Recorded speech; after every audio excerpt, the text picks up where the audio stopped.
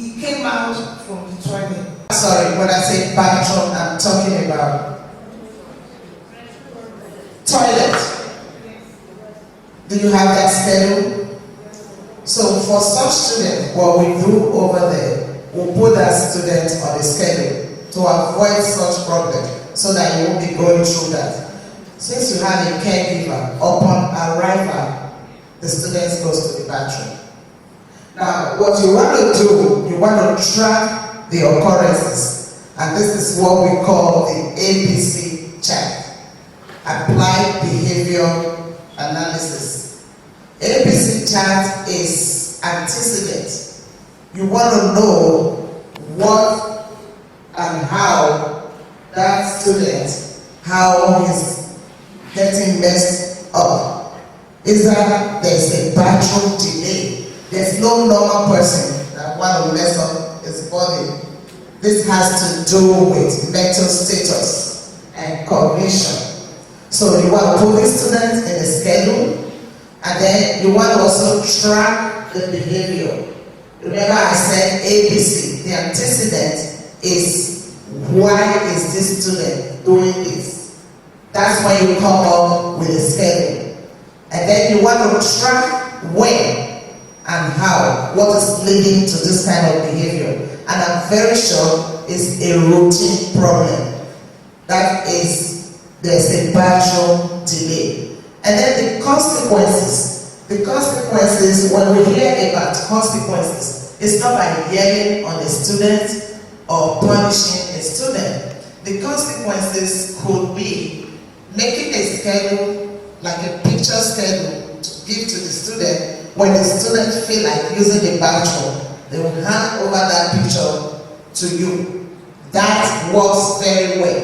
That is what we call picture exchange communication system. Is this student verbal? This student, is he verbal? Does he talk?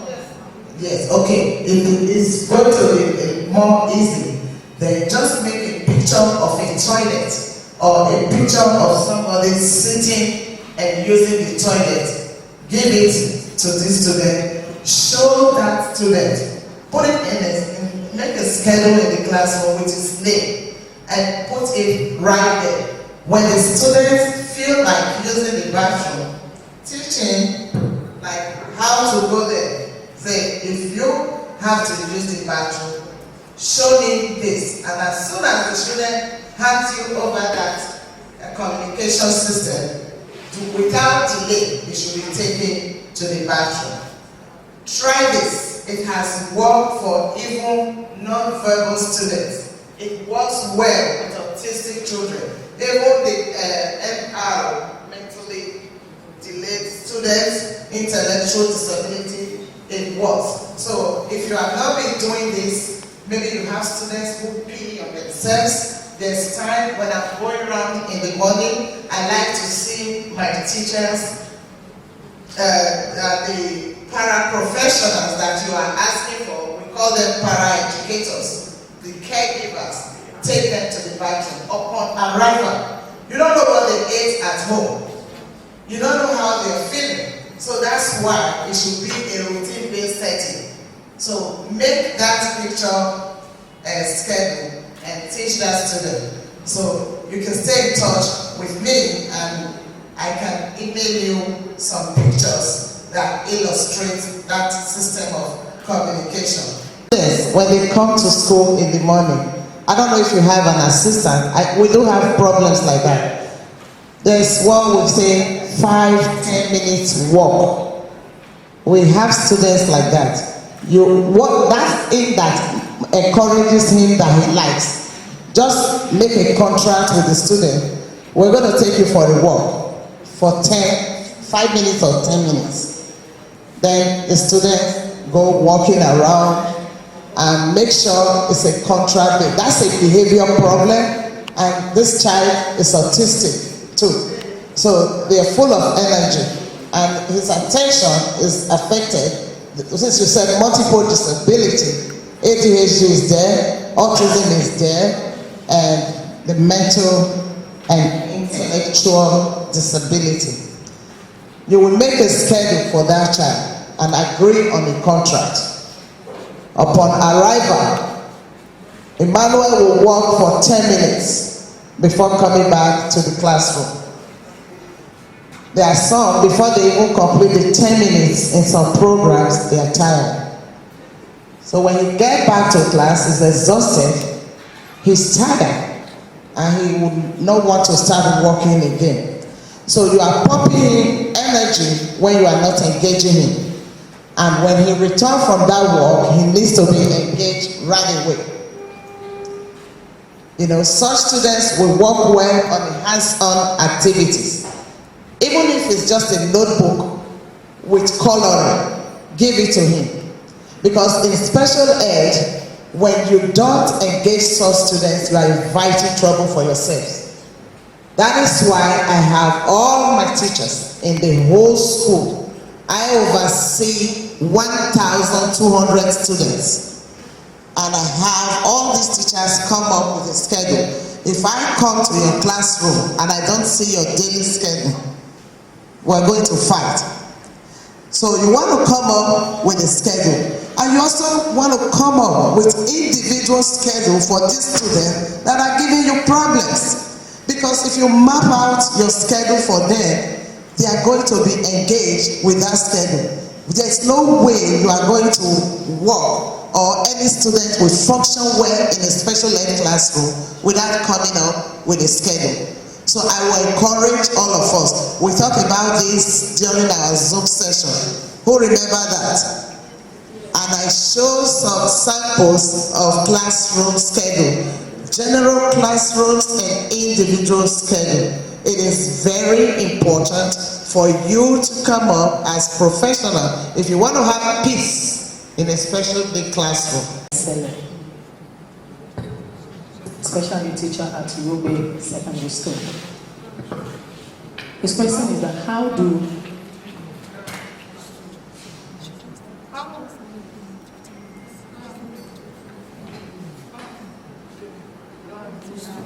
we handle a blind and a deaf student? Somebody with the mentally challenged child that comes to school in the morning and cries all the day. Really, the child calls him cry all the day. Then my second question is a cerebral palsy child that cannot sit down. The child hears. The mother came to us last week. I want to practice the child. This child hears but cannot talk, cannot sit down. So how do we go with such child in school? Let it cry to avoid war. So when they start crying like that, you are going to avoid that child to perform any task. So you want to tap into such students. After crying, sit close to the child and ask, have you ever asked, is this child verbal? It's not verbal. Okay, now you want to track that behavior. Again, this is where the ABC flow chart comes in. You also want to ask parents how the child is leaving home. Remember, I said some students are emotionally disturbed, especially for students who are not verbal. When they are emotionally disturbed, it's worse than those students who can actually communicate. So you want to tap into the parents. Over there in the United States, we do what is called home visits. You want to see the home setting and see if that child is comfortable at home. But here, it's not easy to go to anybody's house. So what you want to do, ask the parents, how is the home setting? That this child comes to school crying every day. If we observe that over there, we tap into the parents. So if the parents say the child is okay, you also want to make sure that this child is not hungry. Because sometimes when they are hungry, they are not able to say it. So, you know, most of them just cry to communicate. Okay. Yes, ma'am. You can buy a child gifts. For example, there are some children in my school, when I discover that their shoes is no longer good, buy for them, buy socks for them. Then we draw them close like that. Even when they are no longer in your class. Like some of them that left my class 8 years ago, they are at home with you. one of them, please let me quickly say thank you to Mrs. Osho. After she left her class, she took her to a shoemaker and she's learning shoemaking right now. Thank you. And then we go to the next. By allowing the child or the children to know that they are somebody in society. Like I do tell them, I'm from school for the visually impaired, I do tell them, some of them, if they have visitor in their house, they will not allow the child to come. I do tell them, I do advise them, anytime you hear that there is visitor in the house, that's the time you will come. Even if you don't want to come out so that they know that yes, such a child is in that house. Another point is that we should discover their weaknesses. Thank you. We should move close to the children with hearing impairment and others, with the family. Communicate with them regularly. Help them to improve their communication skills. Bring yourself low to their level. Because, for example, our community, deaf community, we are different. We communicate with them, teach them sign language, their own language, they have their own language, so that it will help to establish the friendship with them. Children, their parents are very, very, I don't want to use the word more. We are just saying we get close to them, we do this, we do that. Many of them cannot even have material to do whatever they want to do in school. And their parents don't even have. We should close to them, encourage them with their material. I also want to say thank you to our special teachers that are here today. The job that you do is not an easy one, and I also understand we have challenges already, delivering learning and teaching to children who have no disabilities. And I know that it takes that extra to do it to children who are special, as we like to call them in Edo. I also know that there's not so much. I heard what Madam just said about getting a disability act. Anything that I hear here, His Excellency will hear. I also commend the teacher over there that had to take in a child, because we understand that there's no system necessarily to support the good work that you're doing. But in the conversation that I've had with His Excellencies and the meetings that I've heard with him, I know it's something that is close to his heart. And I think I will remind him, you understand, of the things that he has said, and maybe what can he do in the short time that he has. He understands that it's a huge endeavor, but he also knows that we have to start from somewhere. So just to let you know that we hear, we see, we understand. Anita does not. Anita is your ambassador at the board, and I know she takes the job very seriously. Thank you so much, everybody. And I just want to let you know that at least in the next couple of months, we will start something, or we will see some changes. Thank you so much to our Edo mommies. We really appreciate you. Thank you, everybody. Thank you. Like when you just say good morning, there's so many people around. She's not going to be able to figure out if you are trying to address what comes to the mind. If you are a visual impaired teacher, and you want to use words that reference sight. Remember, the visually impaired, they are very sensitive. When you walk into the room, they already know that somebody is around. They have that innate tendency in them. They're very, very sensitive. When you are addressing them, make sure you are addressing them like regular students. You say, look, forget that they are not saying anything. You are going to reference side. You say, look at this orange. I'm holding an orange. Just make it a normal situation. Regardless, they don't say, forget it. Just say, look, I'm holding this orange. And then you make it an open discussion, like you're talking to any regular person. And then when the student is going to respond, the student is going to follow the same format to respond to you. And then if you want to say sit, don't just make it open, say sit. Sit what? Sit the red chair. You are going to sit on the red chair. Sit is over here. Even though you are guiding the student, but the student is recording your communication with them. Then don't use gesture, always verbalize for students that have auditory difficulties and students that have visual impairment. Don't use cues. They are not, of course, they already have visual impairment. So if you try to use cues, you are talking to yourself. While examining safety first, I was so happy when some of you said, guiding your visual student, this was via Zoom when we met. You teach them how to use their hands to guide on the air so that when they are going to bump into any object, they can easily figure it out. Safety, always tell them where there are dangerous objects in the classroom or anywhere. We're not supposed to have dangerous objects in the classroom, but sometimes the arrangement of the sitting position can be dangerous. That's why we should have an open-ended arrangement in a visually impaired classroom. Any question? Then we are going to share comments from two people. Let's start briefly, just describe.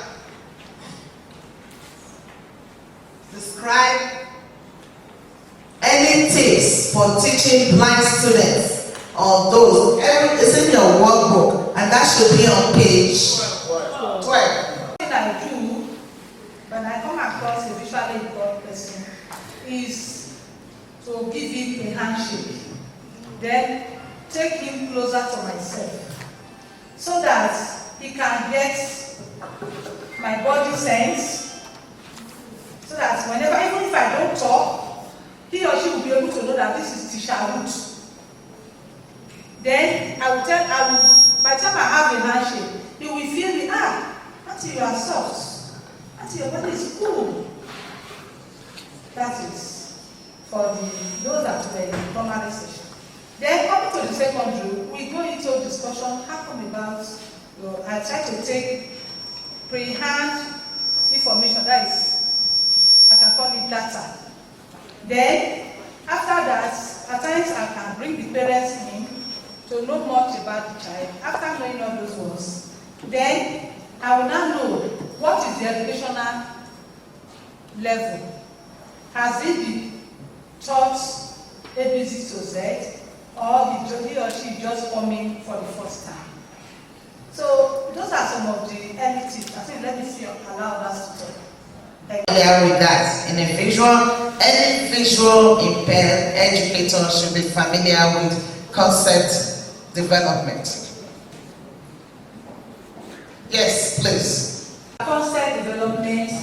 For instance, we want to teach the alphabet. As I have taught in the primary session before I went to the secondary session from Lagos State. Before that, we will bring concrete objects, could be in molded form, could be paper mash. You mash it on a hard surface and allow the child to trace it with his finger to know the shape of A and the shape of B. Gradually, we're able to teach the child the shape of the alphabet. Then, if we want to teach other things like the table or objects, other things, you take the child to train around the size of the table. If it's a square, you will use the child will use his hand to train around and say, okay, now use your hand span to see how many spans can you cover to know whether it is a square table or a rectangular table. Those are some of the areas you can teach concepts. That's what you just explained. Now, in another word, a concrete experience. For example, you want to teach animals, and then you want to display animals. And then you're talking to a visually impaired student or a student with auditory problem, or it could be in a general special classroom. After you display the animals, you can ask the student to pick up an animal. And if the student picks up an animal, you can tell a visually impaired student, you are picking up a goat. give me the sound of a goat. The student is going to make a sound like how the goats go meh.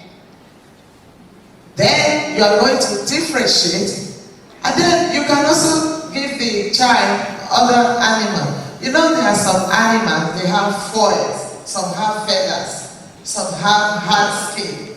This student is going to have this concrete experience. You can have the student to feel it. You know, there are some fake objects that really appears to be real objects when they are displayed. Then the student feel the animal and give a description. That is concrete learning experience because the student is having direct contact with the object. Like where we are, where we do our work, you have a situation where other teachers who are not professionals, even those ones that have visual impairment, you go there is nothing like sitting arrangement. And you as a class teacher, I'm talking about a general classroom, that is an inclusive classroom. You cannot go there today to talk about sitting arrangement. You go there tomorrow to talk about sitting arrangement. So if you want to do that, it means that maybe you are the only one in that class. Special ed setting, it is a transdisciplinary team. Why is it a transdisciplinary team? Because everybody is involved. So in an inclusive classroom, you need to collaborate with the regular ed teacher and make that decision. Then I'm wondering why you cannot ask or talk about sitting arrangements. Because part of what works for us over there is the tip I'm giving you. It does not involve material. Sitting arrangement does not involve material. You're just going to rearrange your classroom to a suitable learning environment. I think if you collaborate with your colleagues, if you are in an inclusive setting, that, hey, I went to this seminar or conference and they're talking about sitting arrangements, I think we should try it. In a situation where the regular student do not have chairs to sit down in the class, whereby the special student have to squat in the regular class, so learning will be difficult. And today I'm here. I'm not referencing the school that I'm working, but this is what I have learned years ago, and this is where it's taking me. So, for your own knowledge as professionals, that's why we are here today, and so that you can implement those knowledge in your classrooms, the ones you can implement. Then the lack of materials and lack of chairs, everything is departmentalization. That goes to the department. But we are here collaborating and talking to you as professionals so that you can acquire these skills and apply it to your daily teaching. Does that make sense? Yes. So if you have any complaint, write a group letter to whoever is in charge that you went through a training like this, and in order for you to work with it, this is what you need. And at the same time, you can make modifications in your classroom. There are very many modifications, and you make students to adapt with it. So I don't know the kind of chairs you have. Those days when we have those long chairs, about 3 people sit in it. If it becomes a problem in an inclusive setting, separate the student. In a special ed classroom, you want to assess all your students and test their cognition. That is the only way you can decide. It's not in your workbook, you never assess them. I'm just giving you what I'm supposed to give you that we're not doing again. So the 3 stages of learning, you have cognition. And in cognition, you have 3 areas to look at when designing your lessons. You're going to look at the student. Is this student able to memorize? Is this student able to comprehend? Is this student able to apply what is being taught to his daily routine? So, cognition has to do with comprehension,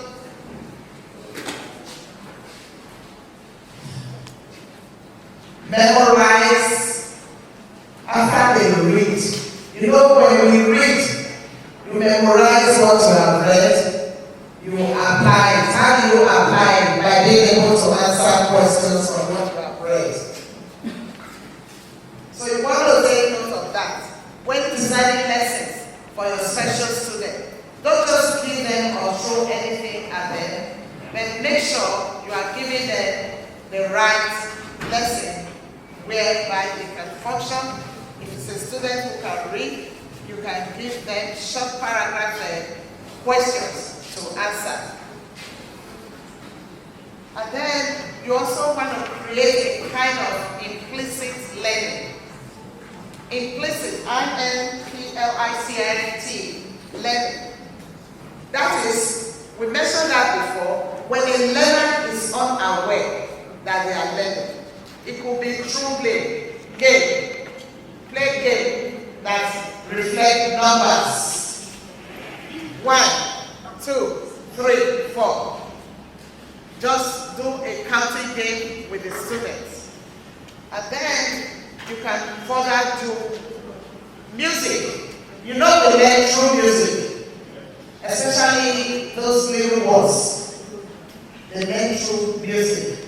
But for the adults, you can play games with them, like a matching game. Those days, we have those, when we were doing those Ludo games, you have to throw your dice, and you can have students count the numbers or the number of dots in the dice and let them proceed with the game. And the last one is explicit learning, where both of you are involved. I mentioned that before, but it's just like coming back to tell you the stages. So, having examined all of this, use it to design lessons. And when you design your lessons in a special ed classroom, make sure you are making embedments. If you are teaching math, you are teaching objects. Banana is yellow. Banana is quantity. The bunch comes in quantity. And then you are teaching object, banana for recognition of objects, color, yellow for color, how many bananas. So just that little lessons, you have 3. You talk about colors, you talk about numbers, you talk about vocabulary, which is banana itself. Okay, we are going to create time for Q&A so we don't get too exhausted. And what we cannot finish today, you can ask your question through Ms. Obasui. For you to go through it and fill it out, we're going to collect the sheet back.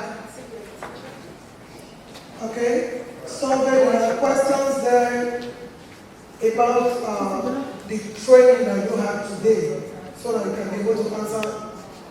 Just fill out the form, then we'll get it back from you. Thank you.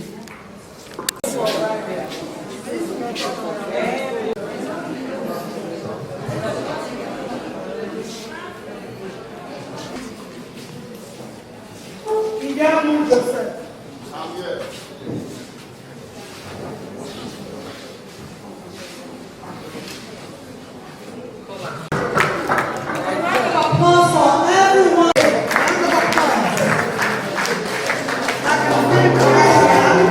Everything that has a beginning has an end.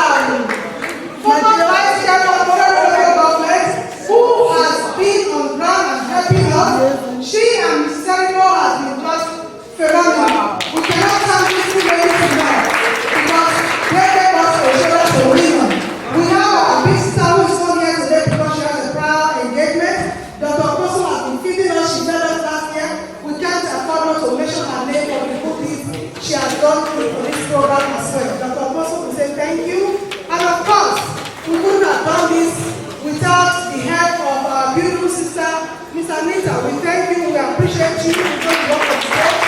Keep up the good work, because it takes a great heart, a beautiful heart, a patient human being, someone who is compassionate to be in this field of education. We will tell your teachers. So the teachers in our midst, thank you. We appreciate it. I hope we will see you all next day. Thank you. Our media crew for coming on board with us.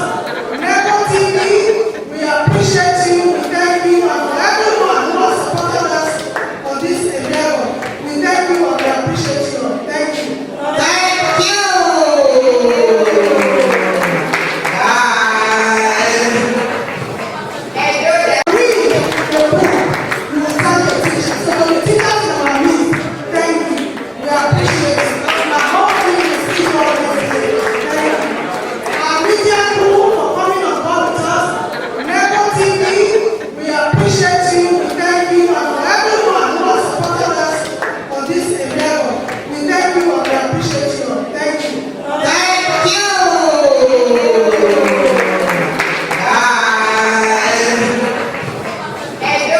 Today we had the opportunity to meet one-on-one with our partners in education, and the training session has been very rewarding. The training session has been a very interactive one, and we are pleased that we'll be able to carry this task on in celebration of at least making a day great again. Nobaseki's mega agenda is something we think this fits in quite well, and we are grateful to the Edo Best team who has patiently waited and engaged in this training all day today. At this point, we are glad that we finally got it done. We left this country with a lot of values, and this is just a little way of us giving back. And we figured giving back to the less privileged is one way, and also giving back to the special needs community is another way. This special needs community needs our support, they need our inclusion, and this governor is very receptive of the special needs community, and we're grateful for that. We figured it was a good thing for us to engage in making a Great Again agenda. On that note, I want to say thank you to our governor, and thank you absolutely to our First Lady of Edo State, who in the last few years geared me in particular to the school for special needs when I came home in 2018 to give away backpack on behalf of ANEW group, and the First Lady geared me to this population to go give them backpacks. That's where this passion really spawned out, and today I really have a burning desire to assist these people that are special. They are special, and they deserve our help, they deserve our support, and anything we can do to support the parents and the children and the teachers that teach them, we should endeavor to do so. Thank you very much. I am Mrs. Queen Igbinake, and I live in the state of California. I'm an education specialist. I am a program manager, special education.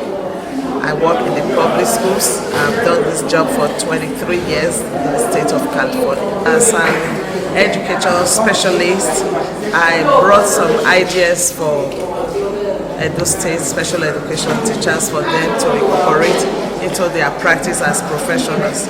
And today I'm very impressed with the turnout, and the teachers were very responsive, and from their response I can say that they benefited from the training, and just going through the survey given back to me now encourages me more to do more trainings with them. So like I've told them, we'll continue this training session via Zoom until I come again to give them a live training. The training actually went around all the developmental domains in terms of disabilities, and then we know some of the educators too, they all have their own disabilities. Today it was amazing that everybody functioned well by participating in this training, and from all the thank you messages from the Edo State special educators, I am so impressed with the training. My name is Rose Azinabo. I'm a pastor by calling, I'm a physical therapist by my training. looking at people with disabilities, something that I have done for 36 years. It is one of those areas that I have had passion for. I have enjoyed my profession. So knowing the challenges that can go with educating people with disability, when our leader and our other women thought about adopting children with disability, it was something that I got excited about. I keyed in immediately, bottom line, and I'm so glad that we are able, through our educator, Mrs. Ibinake, and the others, and some of us that actually did the talking today. Most of us are going to come back and do more. We talked about how to educate, the environment for effective learning. There are other components of it that we will talk about, which will be the medical aspect, because more than 80% of people with physical disability have medical issues associated with their behaviors or their presentation or what they do. Today has been very, very phenomenal. Talking about today, many people I believe have been blessed, and I'm glad that there are people in Edo State that are looking at helping people with disability, and I'm one of them. And I'm glad that people at home haven't been born here, grew up here, trained in Nigeria before going to the United States. The knowledge gained here was improved upon. I thought it was nice and wise to come back and give back to my state. The name is Mrs. Jane Ian from Canada, Toronto. This program was so inspiring.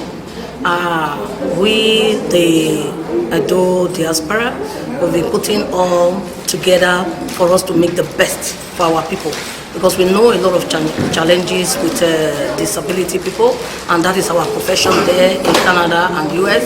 So with the lecture today, it was an eye-opener for a lot of teachers, and they were so inspired.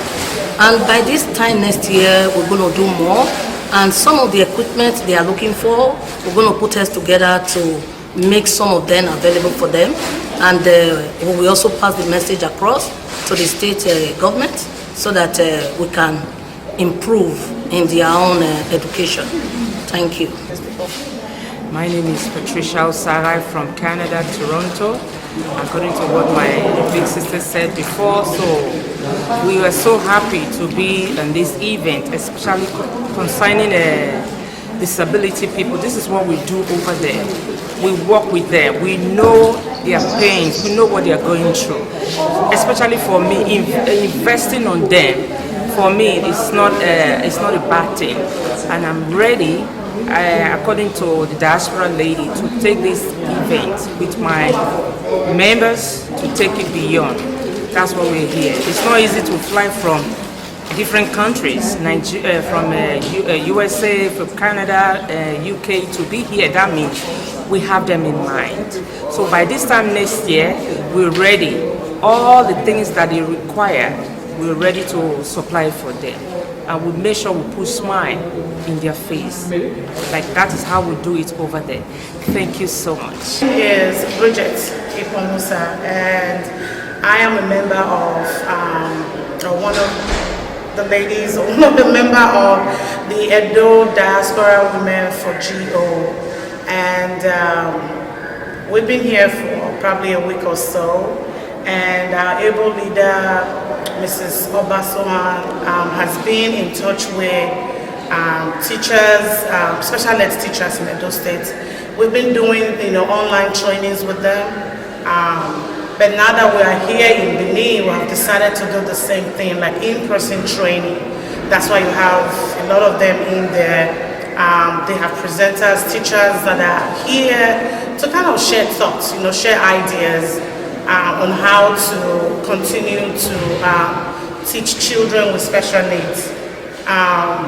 In terms of what everybody can do regarding children with special needs, I think it should be a collective effort. It shouldn't be something that we should leave only to one sector, to the government. No, it should be a collective effort. That is why the Edo Diaspora Women for GO, the group as a whole is involved. They're not leaving it to the government. They are trying to partner with whoever is willing, to, help, bring these children, include these children in the society. Because, if you listen to what one of the trainers said, there's an issue with inclusiveness. Well, our society is not, we have not built ourselves to that extent of accepting them into our folds. If you go to functions and you see a child with special needs, it's as if the child is an outcast. No, it's a child. The child just have a little special needs. So, and this is why Edo Diaspora Women is very much involved. Like trying to get everybody, whoever can listen, whoever can support in any way to join the government and other, organizations in making these children feel at home where they live. Help them with, viable education, help them with whatever every other normal children, what we consider normal, enjoys. My name is Tayo Salami. I'm the Edo Subeb chairman. I've come here today to participate and make comments in a training that has been arranged by the Edo women in Diaspora for GO. They have been very supportive of our teachers in special education. Teachers that provide learning and teaching to children with disabilities or children with developmental issues, and they've done this thing over the last couple of months using technology, using Zoom meetings and things like that, all the way from the US. But in celebration of the Alagodaro festival, they've come here in person to deliver training to over 100 teachers, taken from different school levels, primary schools, secondary schools, junior secondary schools, private organizations, and from different local governments and different senatorial districts. What I've seen here are teachers who do a very difficult job, who attend to children that the society does not pay so much attention to, who make personal sacrifices every day in the classroom and at home. You understand? And it is something that His Excellency is passionate about. It's something that His Excellency has begun to make investments in and strategic conversation and having strategic conversation about how to support these children, how to support these teachers. So hearing the stories that we've heard today, seeing the engagement that has happened in terms of learning, this is something His Excellency will hear, and we're just here to say that at Subeb, teachers in special education, teachers in inclusive education matter, and we take their training very seriously. We take the delivery of their teaching very seriously. We take the children of Edo who have any form of disability. They are children that we make priority, even as we go into Edo Best 2.0. To the general public, I would like to say that we'd like to say in basic education, in Subeb, that the education for all is the responsibility of all. And this doesn't apply to only children that are more academically or more developmentally able. It applies to all children. So even our children that we term special or we have some form of disability are also our responsibility, our collective responsibility. I want us to understand that I call on, because again we say government cannot do everything, so we call on private organizations, we call on NGOs to support the government in whatever way that they can. They can reach out to us and find out what are the needs of these children, how would government need their support, and that would be very helpful. Anita Obasri, I'm the desk officer in Inclusive Education, Edo State Universal Basic Education Board. This program, I've never had it like this. I mean, our sisters that came from the diaspora, they really tried, they did a great job, and we appreciate them.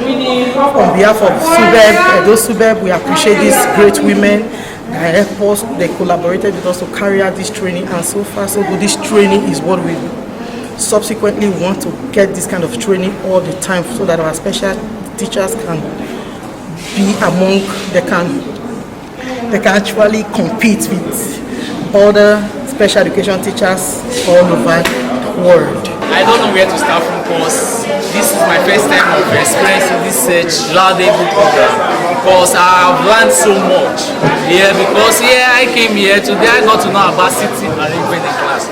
I'm a special teachers, we have our strategies we implement in the class, but all these which I've learned today I will have it in my practice in school.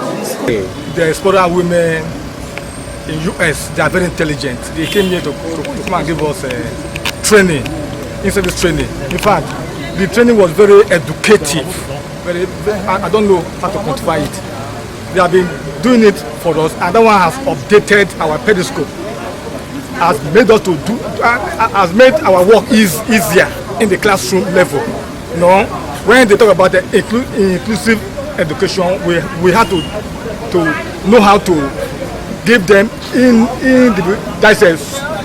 our children now individual attention, and that one has really helped them to work harder and pass their examination. So we expect another one again because this training, we love it. We love it. We want it to always come and meet us because these women they are in Diaspora. They are brought in a lot of knowledge which we cannot comprehend. My name is Ojeta Sudias. I'm one of the participants today in the program. The program was very, very interesting, and it will help to strategize our teaching skills in the class with the special needs students. And we are looking forward to have more experience, more training, so that we can still do more and continue to have positive changes in the teaching of the special needs students. Thank you. What do you have to tell the organizers? The organizers has really tried very well. In fact, they meet my expectation and even more. So, more grace to their elbow in the next coming program.